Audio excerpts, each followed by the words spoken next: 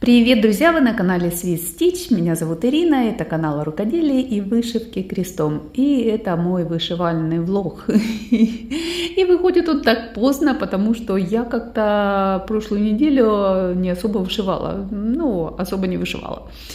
Но тем не менее я там снимала, чем я занималась, куда я ходила и что я делала, и у меня куча кусочков видео, а так как я снимаю на телефон, а мне сейчас надо, и, к сожалению, память на телефоне не безразмерная, и мне сейчас нужна эта память по работе, мне надо поудалять все эти кусочки, и поэтому я решила все-таки выпустить этот влог, показать вам то, что я делала на этой неделе, чем я занималась.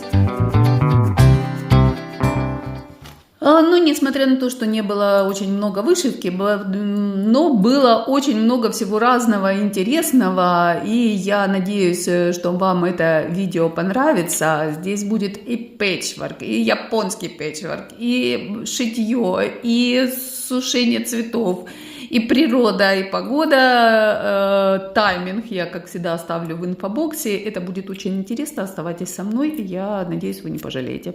Приятного просмотра! Ну что ж, начну я с моего сада от Эми Бишоп. И что я тут вышивала? Я здесь вышивала эти элементы, честно говоря. Я не помню, что я уже вышивала неделю назад. Прошла неделя. Хорошо помню вот этот элемент. Называется этот элемент Антик Кловер. Боже, это он столько из меня крови попил. Я распарывала раз 10, не вру. Вот, это не преувеличение. Раз 10 я его точно распарывала. Потому как его очень сложно, а я же записывала еще и видео, как я его делала. И мало того, что его сложно так само по себе делать, так еще и под камерой это все делать. Это вообще какой-то трэш необыкновенный. Ну вот такой Антик Кловер. Почему его было трудно делать? Ну, во-первых, надо было бар вот здесь прокалывать, прям вот прокалывать и делать вот такую форму такого цветочка. А потом этот цветочек обвивать, что тоже не очень как бы удобно. И кроме того, вот здесь на пересечении всех вот этих линий, сейчас я вам покажу поближе.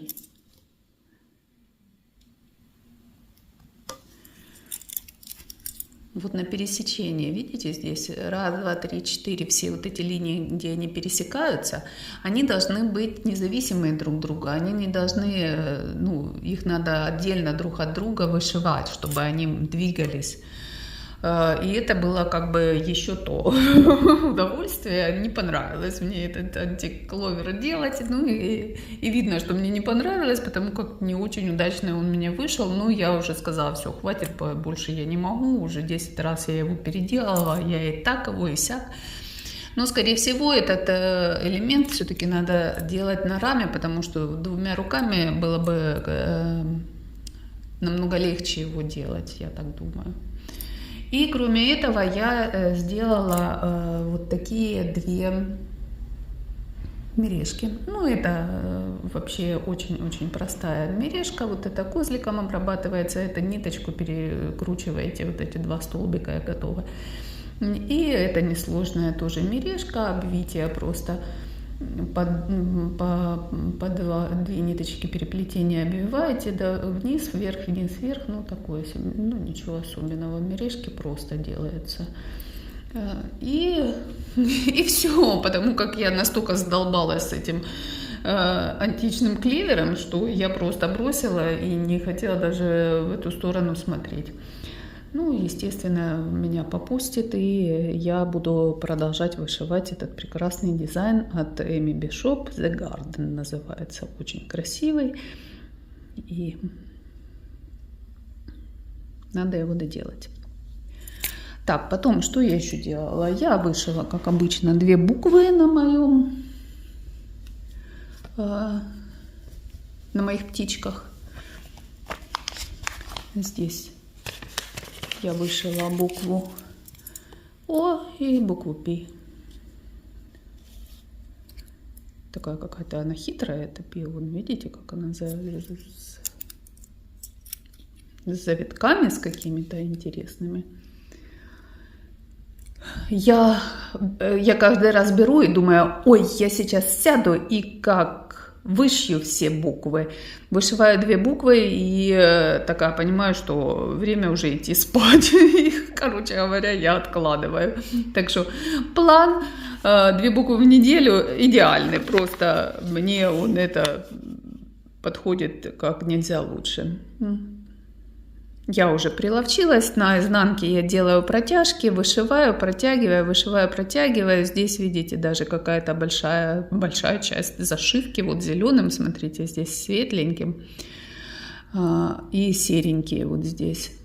Вот здесь я розовенькие. Нет, я все сделала. Я думала, я пропустила серединки, но нет, сделала я серединки. Серединки желтые. Ну вот так ты смотришь, отличие вот это от белого, это ванильный цвет, а вот эта серединка, где она, эта серединка? Нет, я все-таки не сделала серединки. Вот здесь должна быть желтая серединка. Вот здесь должна быть, видите, я даже не доделала. Так я быстро хотела сдыхаться от этих букв, что даже не доделала вот здесь серединки. Надо вот здесь вышить серединки, они будут желтенького цвета вот здесь. Ну, где бы вам их показать, чтобы они сильно отличались, я бы не сказала. Ну, тем не менее. В общем, и в целом это очень и очень красиво получается. И мне очень нравится. Очень красиво, но очень медленно. Ну, как есть. Следующее, что я и следующее что-то брала. В основном-то я и вышивала, это следующее. Сейчас я сниму пяльца и сниму эту схему.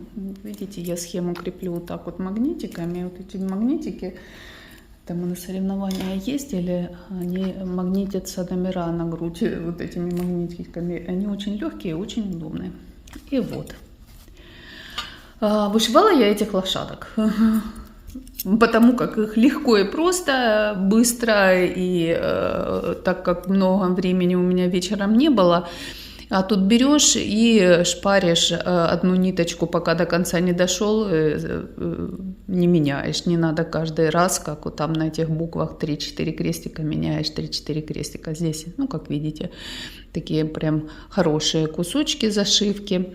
Вот здесь начинаются у меня уже птички, видите, они даже видно, что это птичка. Вот птичка в клювике будет держать сердечко, вот вторая птичка. Ну, здесь, конечно, будет поменьше, не такие большие куски зашивки, но, тем не менее, все равно больше, чем на тех буквах.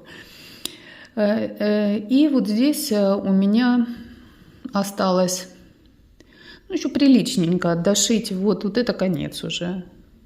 Вот здесь вот так будет ровненько. Вот это всю часть этих птичек дошить. Вот здесь внизу будут уже такие какие-то разводы красивые, такие радужные, всякие разные. И вот здесь вот будет вторая лошадка, тело второй лошадки. И вот здесь будет такое солнышко. Очень красивый, очень яркий, мне очень нравится. И мне его хочется вышивать, и я поэтому на все остальное забила. Вот то, что было про вышивку. И это все на прошлой неделе, что я сделала. Ну, скажите, чем же ты занималась? А сейчас я вам покажу, чем я занималась. Завтрак, который я заслужила. Итак, очередная моя попытка заняться пэтчворком. Я разложила, у меня уже были порывы, время от времени меня пробивает. Я не знаю, что-то ж я планировала здесь, либо это остались кусочки от того, что я обрезала, то ли... Вот видите, у меня блок уже готовый. Ну, короче говоря, я начинаю, потом бросаю, потому что у меня ничего не получается. И, короче говоря, я... разложила все по кучкам. Здесь самые маленькие кусочки, здесь побольше кусочки. Здесь, видите, там уже что-то, как я говорила, пыталась я сделать. Здесь тоже я что-то пыталась сделать. Вот такие какие-то квадратики у меня. Здесь вообще высший пилотаж какой-то. Смотрите, сколько я этих квадратиков наделала. Что я хотела делать, я сказать не могу. Это все покрыто тайной. Вот это мне не очень что-то нравится. И вот это вообще... Я не знаю, почему я два вместе. Наверное, надо разрезать и сделать хотя бы прихватки. Ну что они здесь валяются. А это длинные такие нарезала. Наверное, шпильки типа хотела я делать. Ну, одним словом, нашла я на просторах Ютуба. Crazy Quilt называется. И сейчас я буду пытаться что-то смастерить.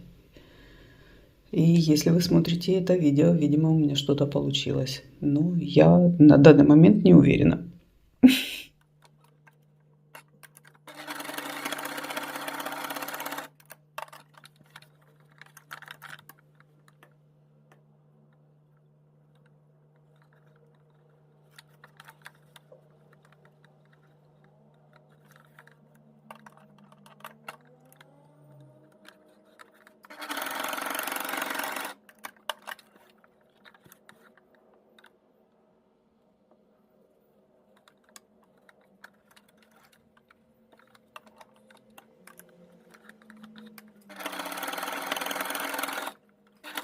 Ну что ж, друзья, покажу вам мой пэтчворк. Это то, что я когда-то давно делала, пыталась мои такие попытки сделать пэтчворк. Вот это валялись эти квадратики. Думаю, ну а что не валяется? Сделаю я прихватки. На остальное другое, конечно, они никуда не годятся, потому что здесь сикость-накость все... Строчка, посмотрите, ой, ну вообще, ну, короче говоря, будут прихватки, пусть послужат благому делу. Вот такие красивые, да, не помню, как называются эти элементы в пэтчворке, типа это же я, наверное, сердечко тут пыталась. Я уже говорила, у меня мозг ломается по поводу этих резания этих тканей. И вот мой Crazy Quilt. Это, что он crazy, это точно, потому что, видите, здесь я что-то не то сделала, куда-то не туда заехала. Более crazy вы, наверное, не найдете. И что теперь с этим делать, я не знаю. Но зато я попробовала. У меня да находит на меня, наверное, зов предков. У меня мама очень хорошо шила, она до 20 лет меня обшивала, я модная ходила. В советское время там особо не разгуляешься, но мама умудрялась делать из меня красавицу. А мамин дедушка, он вообще был портной, он шил мужскую верхнюю одежду, пальто, там всякие такие разные. Ну вот поэтому я говорю, зов предков.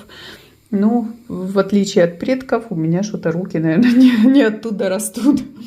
Но, тем не менее, я рада. Смотрите, как красивенько получилось. Мне даже очень-очень нравится. И, наверное, если бы я практиковала это все, если бы мне это реально нравилось, я бы, наверное, как бы улучшала свое качество своих работ.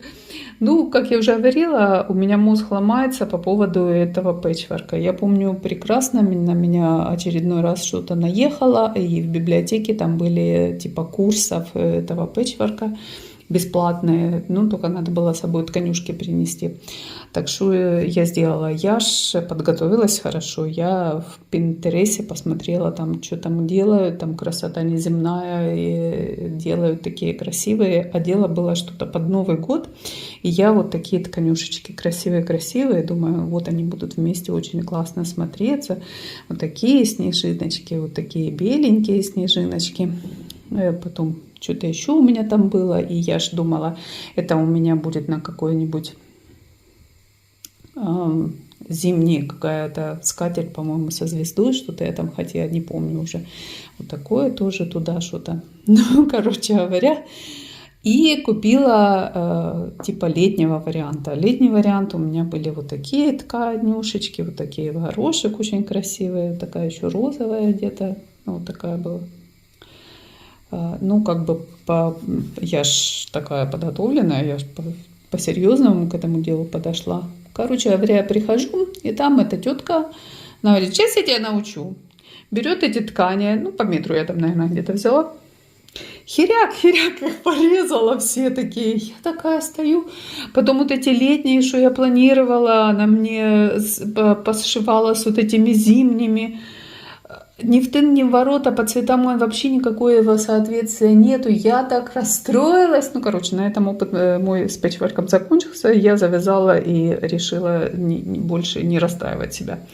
А кусочки, как видите, остались. Видите, у меня тут еще я там пыталась уже из остатков что-то мастерить. Вот тут, ну, это, наверное, обрезки какие-то были, не знаю. А вот это, наверное, квадратики я какие-то вырезала. И на что я эти квадратики вырезала, кто сейчас мне это скажет, я не знаю.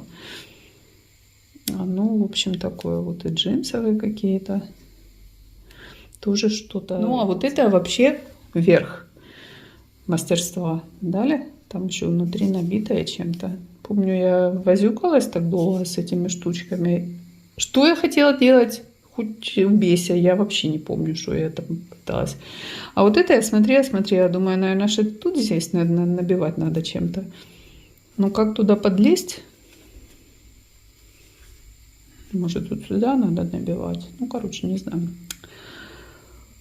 Вот такой опыт. Все у меня прошел пыл, я успокоилась. Сейчас я это все опять соберу и положу опять куда-то в какие-то кладовочки. И пусть они там лежат. А вот из этого что делать, я не знаю. Если у вас есть идеи, что вообще люди делают из этих штук, скажите мне. Если ничего не подскажете, я сделаю коврик для моей кошки. Такого оно размера. Где-то здесь 25 на 30 или может чуть 35. Что-то такое. Вот такие мои швейные успехи. Что ж, друзья, спешу вам похвастаться. Смотрите, что я сделала из своего Crazy Quilt'а. Вот такая косметичка или сумочка, или как это назвать, я не знаю. У меня получилось вот так. Даже есть подкладочка. Верх моего швейного мастерства. Сейчас в интернете можно научиться всему. И это было такой МК, знаете, убыстренный в Инстаграме. Они показывают, как это шить. Я раз 100 посмотрела, как это делается, и сделала себе. Класс! Я такая довольная, я вам не могу передать. Мне так понравилось это дело. Конечно, не без косяков, но я думаю, человек, который не шьет, это вообще... Я чувствую себя богом. Я такую сотворила гениальную вещь. Супер. Ну скажите, супер. Рада, короче, как дитё новым лыжам. Вот так. Не знаю, зачем она мне нужна, но она мне нужна, потому что она классная. Так что я думаю, я не остановлюсь на этом, я еще что-нибудь смастерю. Пишите, находит на вас когда-нибудь чего-нибудь, что вам срочно требуется сделать, и вы это делаете, и у вас даже это получается. Вот как у меня, например. Нет, это не очередной, рецепт. Это я, как вы видите, всю неделю чем угодно занимаюсь, только не вышивкой. Это я сушу цветочки. Вот я сейчас хочу посушить герани. У нас был ветер и поломал мои герани.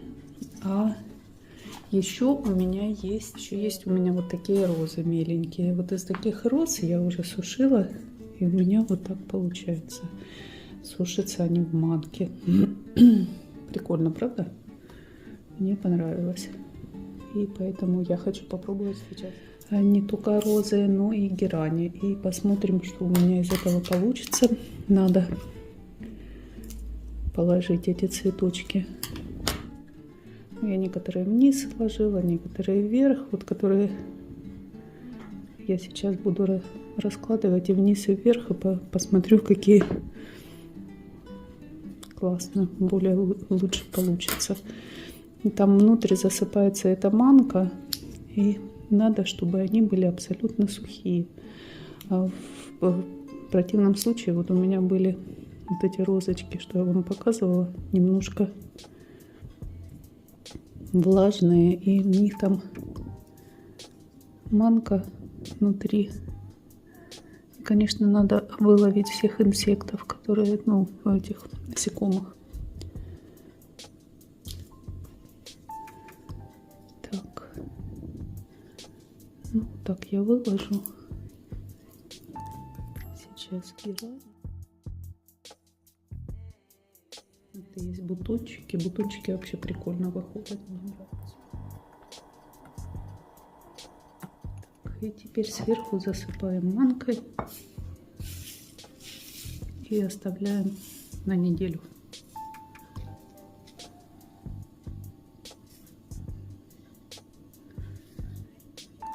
Я сейчас хочу еще сделать второй этаж из роз.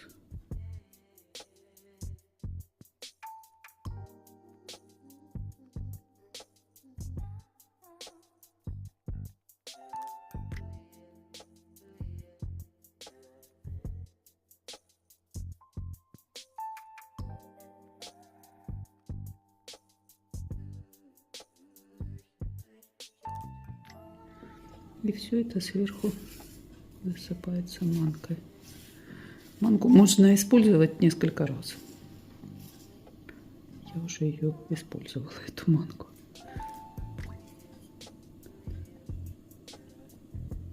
В смысле для цветов, а не для того, чтобы попушить. Ну и как я говорила, на этом я не остановилась. И я решила попробовать японский пэтчворк. Вот так у меня вышел японский пэтчворк. Вот такой котик внутри с рыбками. И вот с таким солнышком. Такой смешной. Ну и на поляночке он типа такой сидит.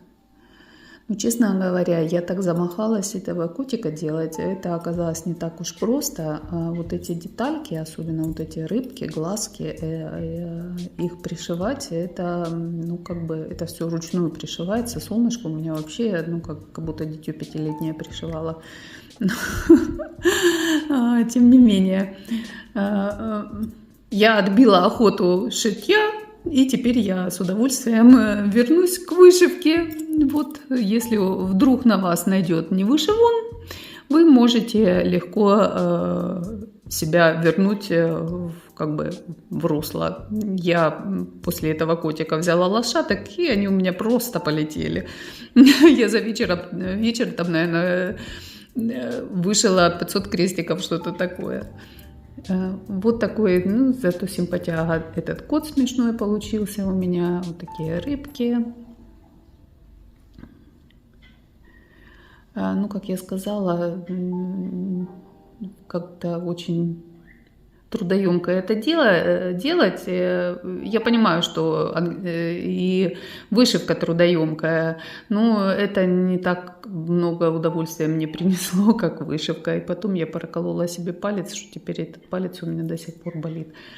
Вот такой красивый котик. Тоже куда его пристроить, не знаю. Ну, хотелось мне котика, получай котика. Кроме всего рукодельного, естественно, я читала. И чтобы то не мучиться, это я не могу читать, потому что у меня настроение не то, это я не могу читать, потому что мне не нравится. Я взяла детектив. Проверенный временем, времяпрепровождения, почитать детективчик. И вот я выбрала Харлан Кобен, «Сенса лошары трача», это «Не оставляя следов». Классический детектив, обожаю такие. Может, вы помните, что-то типа в стиле лет 20 назад был очень популярный писатель, который писал детективы. Чейз, по-моему, у него было имя, если я не ошибаюсь. Кто такой же, как и я, древний. И читал, подскажите, правильно или неправильно, классика, главный герой, красавец, молодец, частный детектив, любовная линия обязательно прослеживается. Кроме этого, друг богатенький, личный джет. Летают они в Париж, в Лондон, Америка, Лос-Анджелес. И вся эта движуха, передвижуха, останавливаются в шикарных отелях.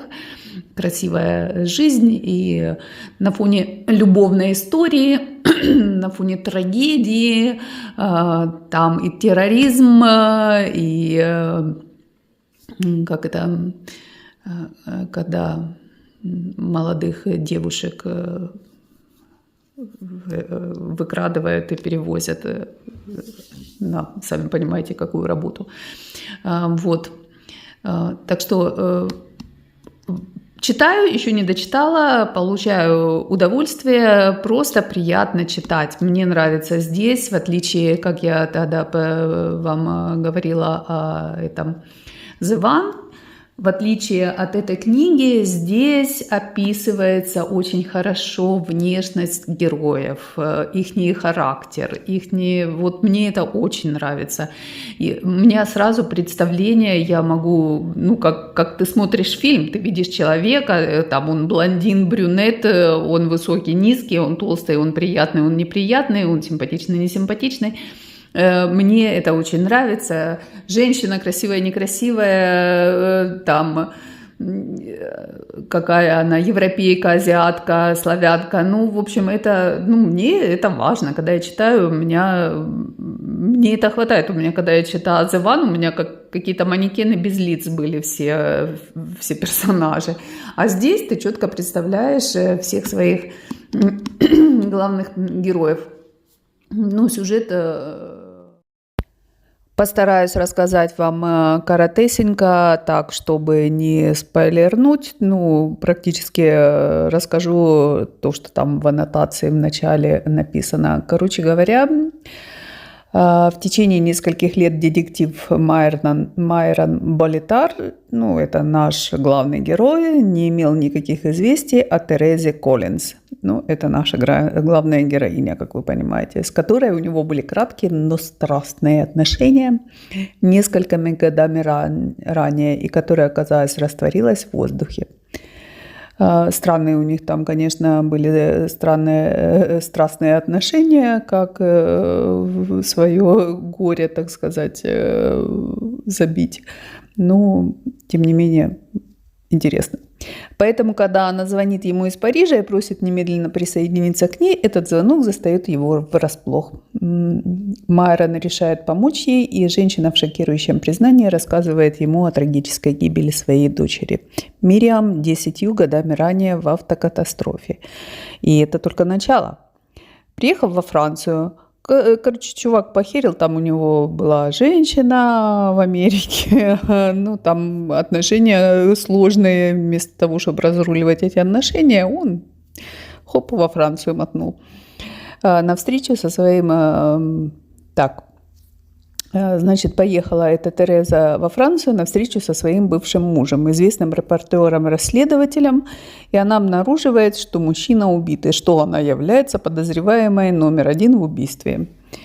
Но удивительные улики, найденные на месте преступления, открывают новую перспективу, выявляя факты, которые долгое время скрывались, и предполагая, что Мириам все еще жива. Мириам – это ее дочь, которая в этой автокатастрофе погибла.